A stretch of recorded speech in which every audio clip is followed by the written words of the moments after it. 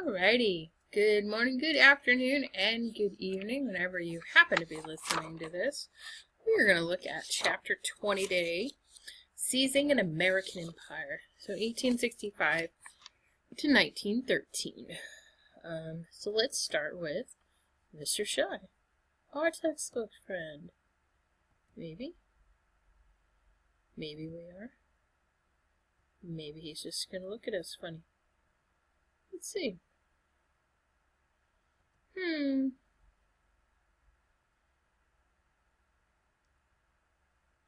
Okay. I'm just gonna go around on the screen and push some buttons, apparently. Come on, computer. Okay, we'll go back to here. We'll do like I do in school, and we'll just play this. Maybe bigger. At the end of the 19th century, virtually every major European nation was openly engaged in what was called imperialism, and soon the United States was too. Imperialism was motivated by several factors. The first was economic. There was a widespread assumption that as nations grew increasingly industrialized, they needed to acquire foreign colonies to provide raw materials for their industries as well as markets to purchase their manufactured goods. There was also a religious argument associated with imperialism. Many well-intentioned Christians in Europe and America believed that they had an obligation to spread the Christian faith to the so-called backward peoples of the world. A third factor was naval. There developed a theory in the late 19th century that the most powerful nations in the future would be those with the most powerful navies, who could provide security for their international trade around the world. And in order for steam-powered naval warships to protect that commerce, they needed to have coaling stations scattered around the ocean so that they could refuel their coal in order to provide security for commerce. A fourth and final reason for the popularity of imperialism in the late 19th century was racism. In that period, a series of supposedly scientific studies proved to people that the Anglo-Saxon race was indeed genetically superior and culturally superior to every other race, and therefore giving it a pretext, giving the Anglo-Saxon nation, like America, a reason for taking control of foreign cultures and foreign civilizations and bringing their supposedly advanced culture to these backward peoples. All right. Back to the show. Let's try this from... Here we go. Alrighty. Oh, well, of course, now it's showing up. We could have played it. Oh, well. Next time. Alrighty.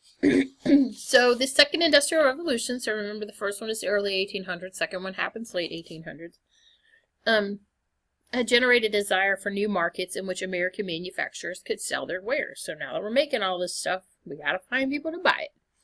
Added to this was the renewed European competition to colonize, this time in Asia and the Pacific Rim. Many of these nations pursued those colonies for religious reasons.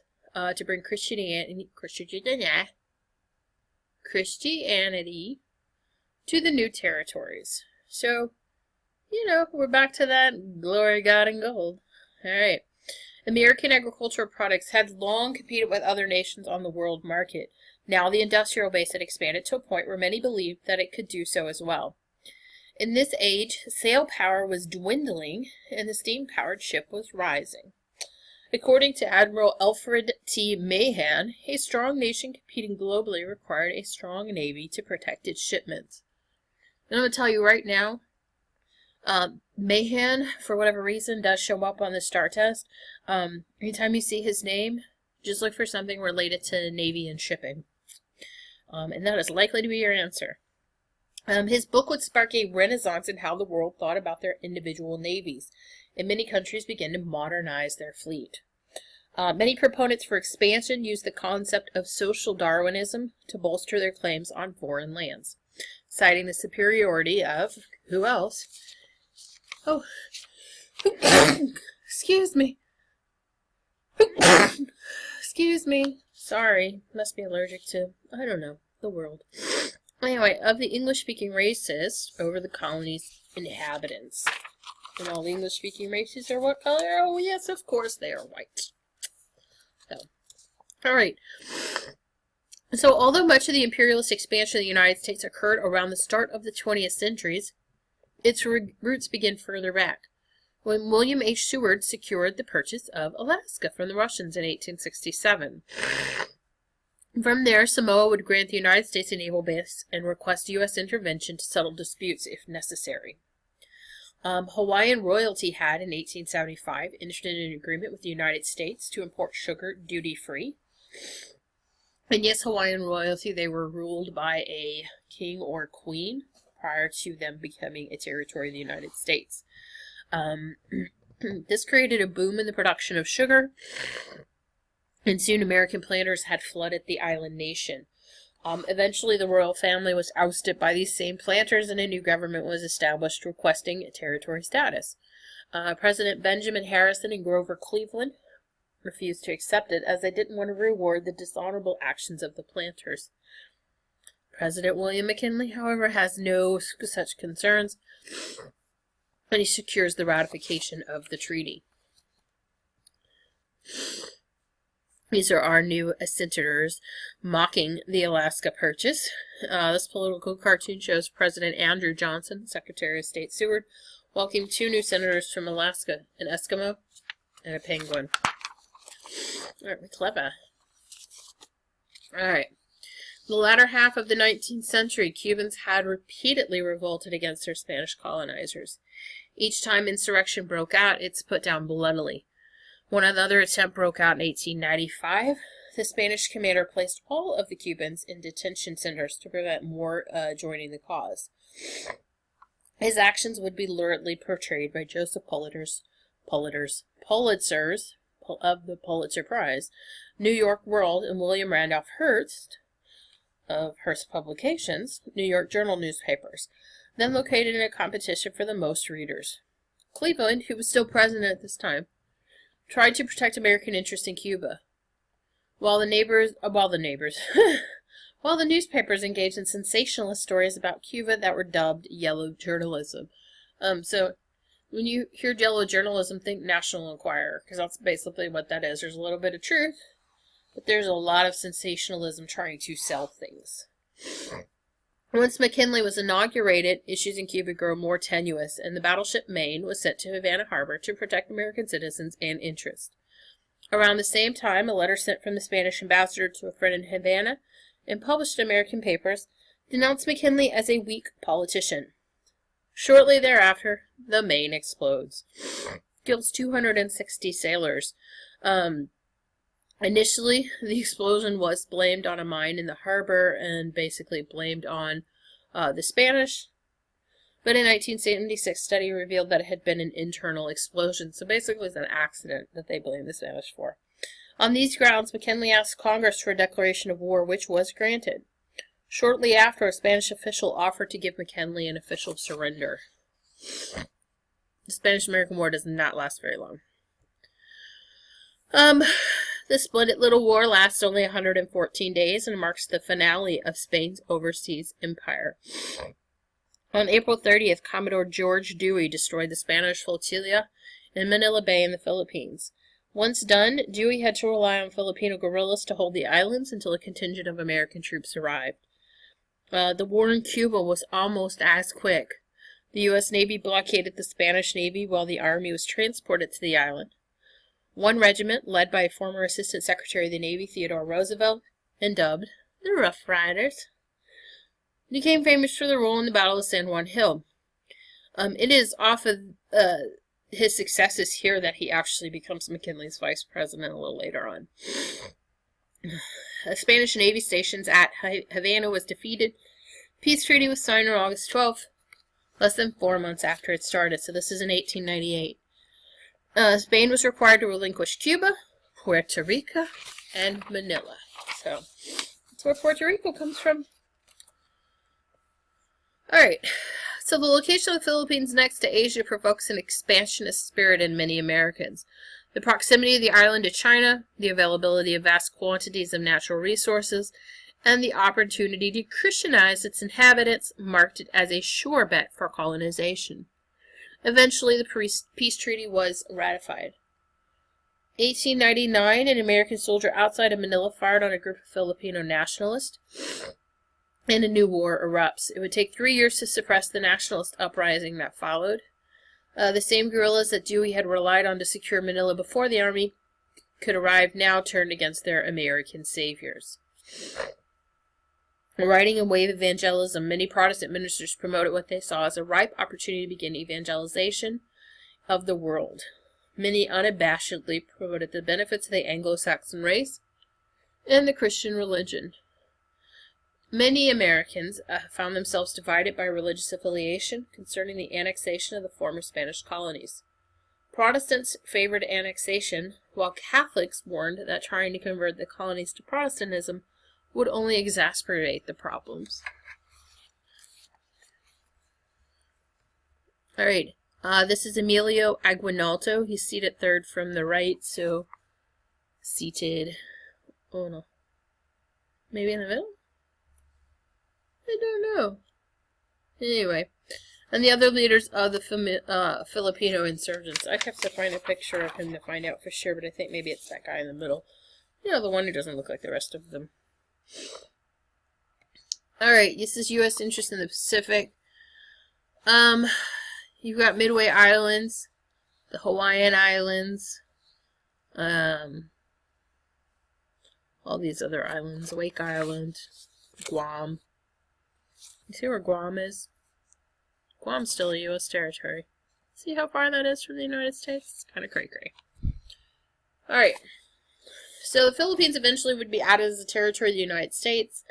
And future President William Howard Taft would be named the first governor. Succeeding legislation would provide for greater Filipino control of the islands, culminating in their independence in 1946. It's after World War II, people.